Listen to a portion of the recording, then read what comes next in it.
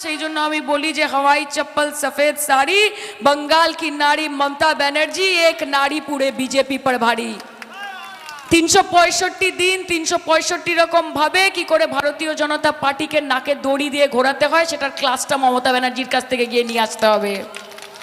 তোমরা যে স্কুলে ক্লাস 8 ক্লাস 9 ক্লাস 10 পড়ো সেই স্কুলের হেডমিস্ট্রেসের নাম হচ্ছে মমতা ব্যানার্জি, মাথায় রাখবে। কাজে যতই করো হামলা আবার জিতবে বাংলা, আর যতই নাড়ো কলকাঠি চতুর্থ মে নবান্ন সিঁড়ি দিয়ে উঠবে হাওয়াই চটি হাওয়াই চটি হাওয়াই চটি। SIR করে 92 লক্ষ মানুষের নাম বাদ দিয়ে দিয়েছে ভয় যে আমরা তো জিততে পারছি না। আগে MLA MP কিনে নিত, গিয়ে গিয়ে বলতো 10 লাখ টাকা দিচ্ছি 20 লাখ টাকা দিচ্ছি 1 কোটি টাকা দিচ্ছি আমাদের দলে চলে আসুন, তাতে সুবিধা করতে পারেনি। নেওয়ার পরেও দেখে ঠিক 6 মাস 1 বছর পর সবাই গিয়ে দিদির অফিসের বাইরে কালীঘাটে লাইন দেয়, দিদি আমাকে নাও আমাকে নাও আমাকে নাও বলে। দেখলো কাজ হয় না, তারপর বললো যে কি করি চলো মা বোনেদেরকে একটুখানি গিয়ে গিয়ে হাতে টাকা দিয়ে আসি। আমার মা বোনেদের শিরদাঁড়া এখনো সোজা আছে। মমতা বন্দ্যোপাধ্যায় যাদেরকে ভালোবেসেছে, যারা মমতাদির ওপর আস্থা রেখেছে, তারা কোনোদিনই মমতাদির পিঠে ছুরি মারেনি, কখনো ছুরি মারবে না। তারা শুভেন্দু অধিকারী নয়, তারা শুভেন্দু অধিকারী নয়। মা বোনেরা ফিরিয়ে দিয়েছে। বললো তাহলে কোনোভাবেই জিততে পারছি না।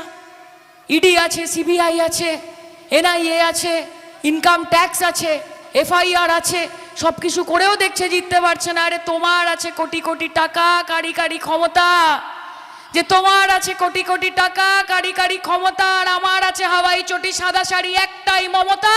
খেলা হবে খেলা হবে খেলা হবে।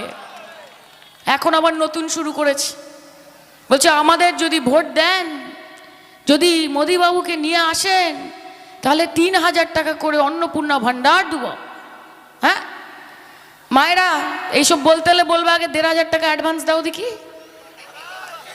বলবে আগে, কেন বলবো না।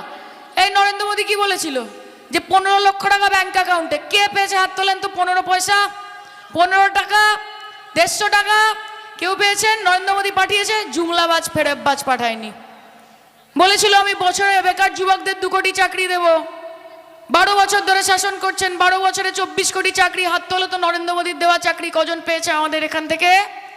কে পেয়েছে?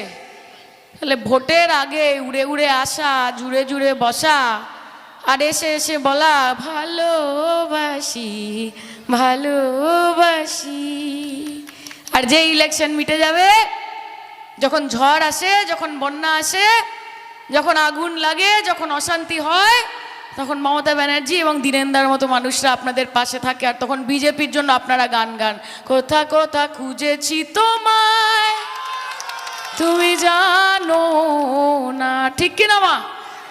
তাহলে যখন ডাকি তখন পাই, সেই জন্য তৃণমূল কংগ্রেসকে চাই।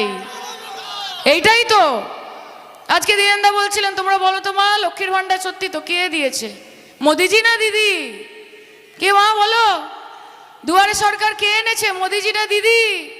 স্বাস্থ্যসাথীর কার্ড 5 লক্ষ টাকা করে বিমা চিকিৎসার জন্য কে দিয়েছে? মোদিজি না দিদি?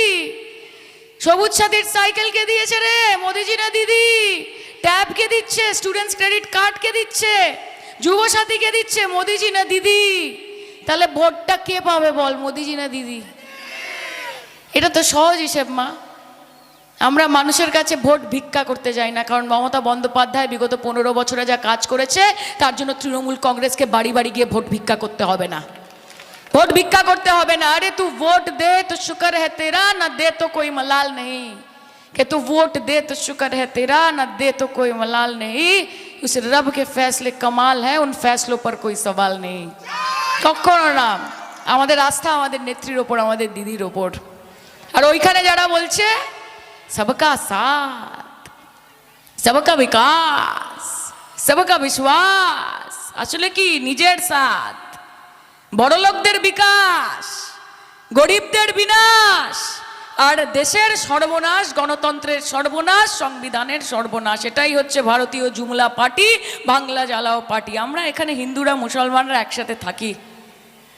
আমি যখন যেখানে যাই আমি দেখি সবাই মিলেমিশে একসাথে ভালোবেসে রয়েছে। আরে ধরती को तुमने बांट दिए, चांद सितारों का क्या होगा, कि धरती को तुमने बांट दिए, चांद सितारों का क्या होगा, नदियों के कुछ कुछ नाम रखे, बहती धारों का क्या होगा, कि बहती गंगा भी पानी है, आबे जमजम भी पानी है, कि बहती गंगा भी पानी है, आबे जमजम भी पानी है। पंडित पिए मुल्ला पिए, पानी का मजहब क्या होगा, जलेर धर्म की रक्तेर धर्म की, বাংলায় দাঁড়িয়ে তুমি ধর্মের রাজনীতি করবে। আজকে শ্রীরাম আমাদের মনে থাকে, আমাদের মাথার ওপর আশীর্বাদের ছায়া হয়ে থাকে। তৃণমূল কংগ্রেসের কোনো রকমের দরকার পড়েনি শ্রীরামের নামে স্লোগান দিয়ে দিয়ে ভোট কেনার। জয় শ্রীরাম বলে বলে মানুষকে উস্কানো, দাঙ্গা লাগানোর প্রবণতা, এটাতে মর্যাদা পুরুষোত্তম রাম নিজে খুশি হন না, কারণ মর্যাদার উল্লঙ্ঘন করছে ভারতীয় জনতা পার্টি।